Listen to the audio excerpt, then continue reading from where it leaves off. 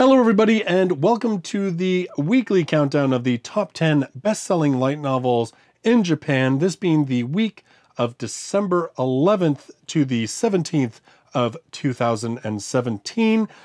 Really surprisingly this week, 6 titles from last week have managed to survive and remain on the list. In fact, the top 5 are all held by titles that were on the list last week.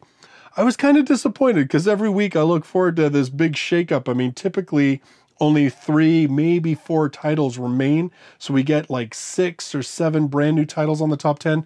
And I always love sort of looking into these titles and learning about new titles. So I was almost a little disappointed this week that so many titles remained. But nonetheless, that's how it is. But, you know, we're coming to a brand new year very, very soon. So, well, I'm sure we're up for some brand new releases and a whole bunch of shakeups on these lists going forward. So let's get into the list and see at least what is new this week and where the volumes that stayed around from last week have ended up placing this week. At number 10, with 4,417 copies sold, volume number 3 of Shikkakumon no Saikyou Kenja. And then it's got a very, very, very long secondary title after that, which is AKA the Strongest Sage of Disqualified Crest. The world's strongest sage reincarnated himself to become even stronger. You gotta love it when titles pretty much tell you exactly what the book is about. This one does not have an English license at this point. In a certain world, there was someone who excelled in magic combat. People just called him Sage. Seeking the strongest combat art, he devoted himself to research every magic and combat arts in existence. And the conclusion he arrived at was very cruel. My body is not fit for magic combat. Yet he didn't give up. He sealed his own soul with a magic art and was reborn in a far-off future. And the magic theory in the completely changed world he saw there was of unbelievable low level. So this one is not an isekai, but it does sound like it is a power fantasy type novel where we have an extremely OP character. I'm not too sure what exactly he gets up to in this world. This, of course, is only volume number 3, so it's a relatively new series anyway. But yeah, it sounds like it's a pure fantasy, but again, it's one of those ones where we have an extremely OP character. It does kind of make me curious, like, if he was in one world and the magic theory he wasn't strong enough to handle, and then he's born into a new world or like a future, like it's not even that the world itself is new, but he's just, you know, basically reborn in the future. And all of a sudden magic has gone amazingly low level. I'm kind of curious to know if there's like sort of a really interesting story as to why that happened. Like I could see that being cool if the main story wasn't so much about him being stupid OP, but was more about him trying to figure out like what the heck happened to the world. Like why did magic go to the complete dogs? Like, that could be interesting. I don't know if that's what this novel does, but I could see that at least I would be curious about checking out. Otherwise, well, I'm thinking it's just an OP dude who's going to be surrounded by really cute girls and kick a lot of butt, and yeah. Not that that's horrible, but I'm just saying it's a lot more of what we've seen in other stuff. At number 9, with 4,649 copies sold, Volume 9 of Shin Fortune Quest II. Now, this is kind of interesting. I'm not overly familiar with this series, but this is actually now the 3rd series in the Fortune Quest series. It started off back in December of 1989 with Fortune Quest. And there were 8 volumes in that series. It ran until 1993. And then in August of 94, Shin Fortune Quest was started, and so I guess it's just translates to like New Fortune Quest.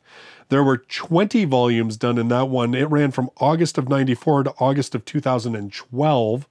And now they've got Shin Fortune Quest II, which is this series, and it has 9, of course, this is the 9th volume, and it began publication in April of 2013, is still ongoing.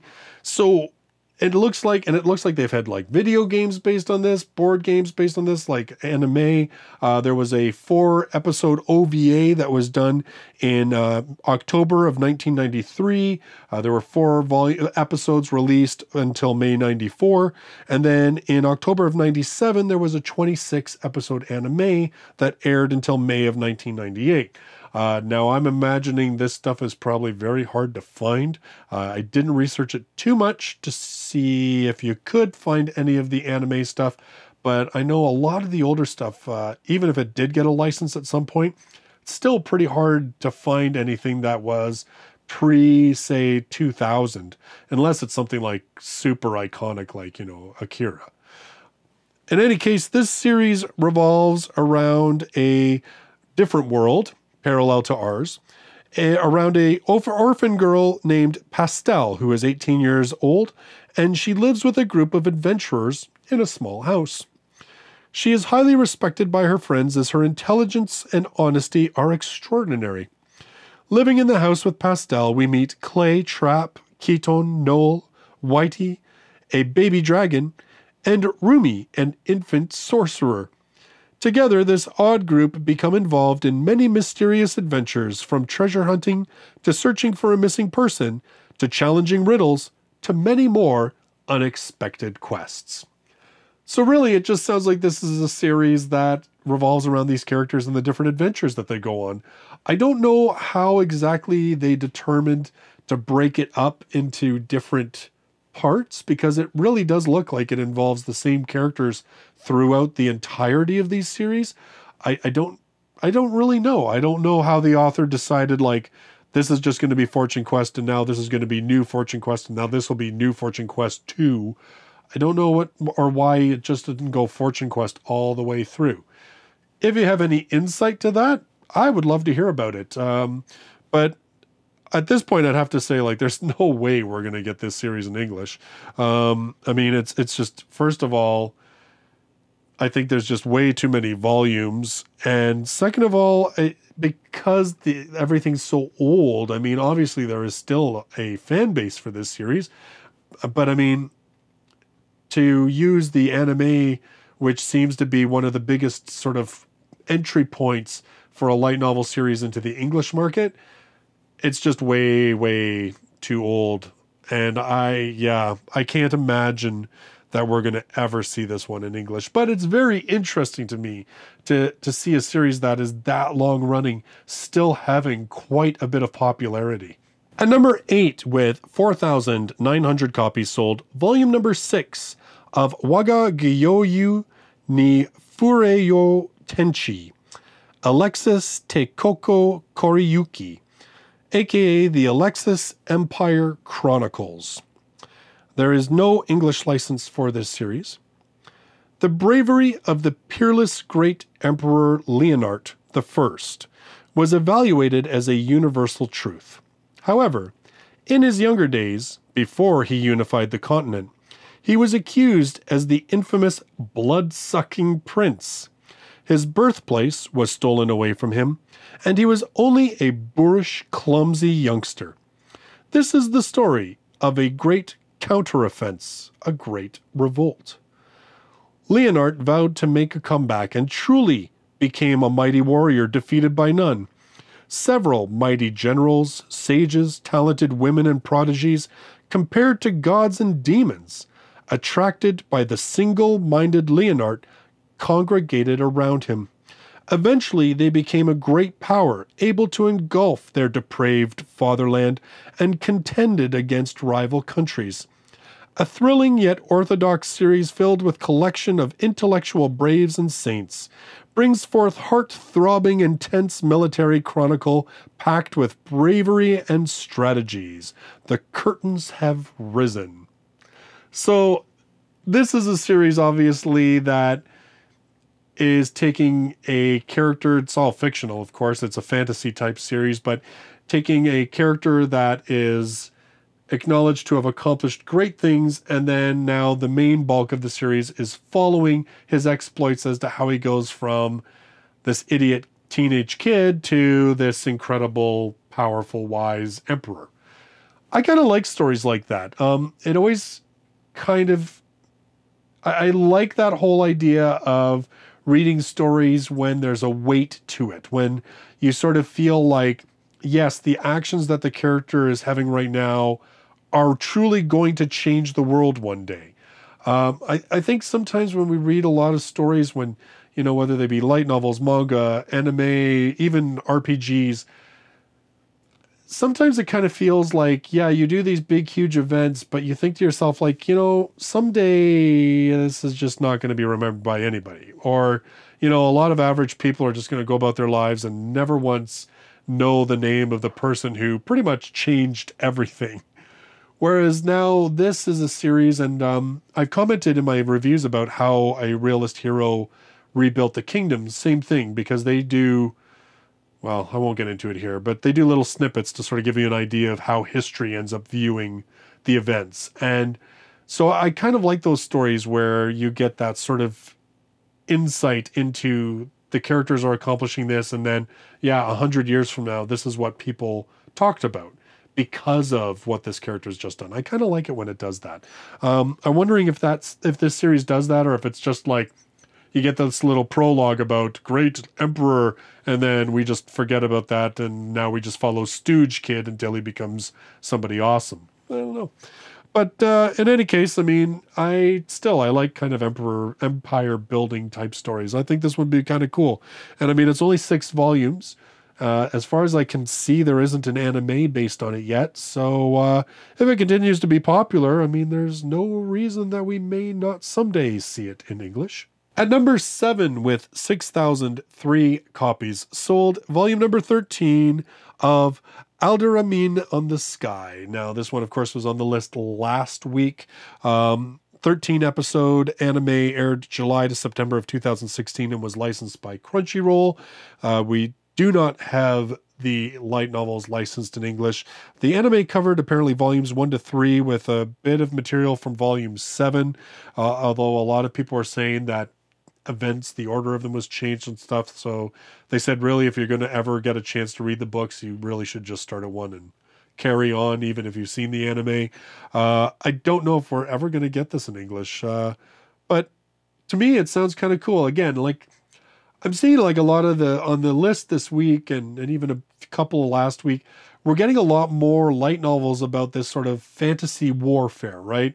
About warfare set in fantastical worlds, or worlds that somewhat are comparable with our own, like, but that the technology is a little bit different and so forth. So we're seeing a lot more of that. Like, I kind of wonder if this is going to become, well, I know that this has always been a thing in, like, say, anime and manga, but I'm wondering if this is going to be more of a thing in light novels, if we're going to see even more light novels sort of dealing with this idea of warfare, but set in a fantastical world.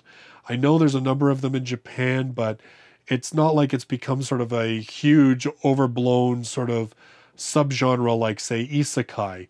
I would like to see that happen, though. Like, not that it gets as crazy as isekai and that's all we ever get in English, but I'd certainly like to see some of these come out in English so that we get a little bit more variety. At number 6, with 6,983 copies sold, volume number 14 of Saikyou Muhai no Bahamut, also known as the Undefeated Bahamut Chronicle. There was a 12-episode anime which aired January to March of 2016, licensed in North America by Sentai Filmworks. It's streamed at the time on Hulu. We do not have a license for the light novels. Lux, who was a prince from the empire that was destroyed 5 years ago due to a revolt, met with the princess of the new kingdom, Lissart, by accidentally breaking into the bathroom of the girl's dormitory. "How long are you planning to stare at my body, you fool?" The ancient weapons found from the ruins, the drag ride. Lux, who was called the strongest drag knight in the past, was now known as the weakest undefeated, a drag knight who doesn't attack at all. After the duel that started by the challenge from Lichart, Lux ended up entering the girls' school that raised drag knights. Lux's story, where he is surrounded by the noble girls from the academy, is about to unfold. The ultimate academy fantasy battle where the right and the might cross passes now begins. Yeah, you know what? Super powerful boy ends up in a school with all girls. Like, it sounds like Infinite Stratos to me. But then I think that's only because I saw the anime for Infinite Stratos a long time ago, so I just compare all of these type of series to that. I'm not saying that I think Infinite Stratos is like a, trendsetter. I'm just saying that's the one I'm familiar with. So, I don't know. I mean, we don't have this one in English, and that doesn't break my heart too much. I don't know. Maybe it's awesome. Feel free. Like, if you think it's a great series and you think there's lots of good stuff about it, please say so in the comments down below. That'd be fantastic. I always like hearing other people's points of view that are more familiar with these works. I just go by based on the little blurbs and stuff that I read. And but this one, again, like, we have we've got Asterisk War. We've got, we've got a bunch of them. I can't even think off the top of my head. It's 1 o'clock in the morning as I'm recording this video. But we already have sort of the magical high school battle type stuff. And, a series where a dude just is surrounded by nothing but hot girls. Well, I mean, it's not a bad thing. But it's again, like, not something that is really different. And that's kind of what I'm craving. So yeah. But, if you're familiar with the series, let me know in the comments down below. Now we start into the top 5, and of course these are the books that were all on the list last week. We'll just sort of see how they all ended up. At number 5, with 7,894 copies sold, it's Volume 10, Part 2 of Horizon in the Middle of Nowhere. Now there, of course, like I've said in the last video, there were 2 anime seasons, each with 13 episodes. Both seasons are licensed in English by Sentai Filmworks. No license of the light novels, and of course a lot of you have pointed out that it probably won't ever happen because they are apparently huge, like about double to triple the size of your average light novel per volume. Although we were talking about this last week and we were saying, like, this would be an awesome series for like a company like J Novel Club to pick up. Because since their business is focused on ebooks, and I know not all of you are a fan of ebooks, but hear me out. First of all, because of J Novel's business model where they do sort of like a, putting out chunks of the book over a series of time that their members can read for free through their website and their app and stuff, and then they just release the complete volume for sale via ebook to the rest of us. This would be really a great series for them. First of all, even because it's such a huge volume, it means that J Novel Club can put it out even longer on their website and have more material available for their members. B, since they're putting out an ebook, it doesn't cost them anything in terms of paper, binding, or shipping, or anything else like that. So really, I think the only way we're going to ever see this series is if J Novel Club picks it up. Hint, hint, Sam, if you're watching. Sam, if you're watching. He's probably not watching. But hey, you know what? If J Novel Club puts it out and says, what series should we license? This would be a really good one. And you can give them all my great ideas about why it would work great for their business. At number 4, with 9,283 copies sold, volume number 12 of Death March to the Parallel World Rhapsody. This one we do have licensed in English. Volume 4 is coming out in January from Yen On. We also have an anime that's going to be premiering in January as well. So this series is really starting to hit its stride in popularity. And I've read the first volume of it. It wasn't bad. It's a power fantasy, you know, it's about a computer programmer who finds himself in another world and he's OP as heck and decides to become a tourist, basically. Yeah, like really, and just, you know, kind of packs up with a bunch of like cute girls and decides to travel and, you know, do stuff as they go. That's kind of the setup of the series. Not a bad series, but not one that really blew my socks off and made me go, man, I want to read so much more of this. So I've only read the first volume. If you've read more of it, hey, let me know in the comments down below what your thoughts are. Like, does it become something even like bigger, sort of more intricate, more interesting? Is it worth continuing, even though I look at my pile of like 16 books that I have to read because I've already bought them and, well, I want to read them? Wow. Yeah. At number 3, with 11,042 copies sold, volume number 3 of 86. Now, we talked about this last week. This one, of course, another of an alternate world military type series. This one, of course, was number 2 in the Bunko Kono Light Novel ga Sugoi list. We don't have an English license for the series. Of course, it's only got 3 volumes, so it's not got an anime. I don't think you'll see an anime, at least until it gets a couple more volumes under its belt. But again, it's apparently a very dark series, a series that has no problem with killing off characters. So if it does come out in English and you don't dig that kind of thing, then maybe you should give it a pass. But if you're looking for something that'd be kind of like, you know, cool dogs of war and, you know, people actually die because, hey, guess what? People die in war, then maybe it's something worth checking out if we ever get it in English.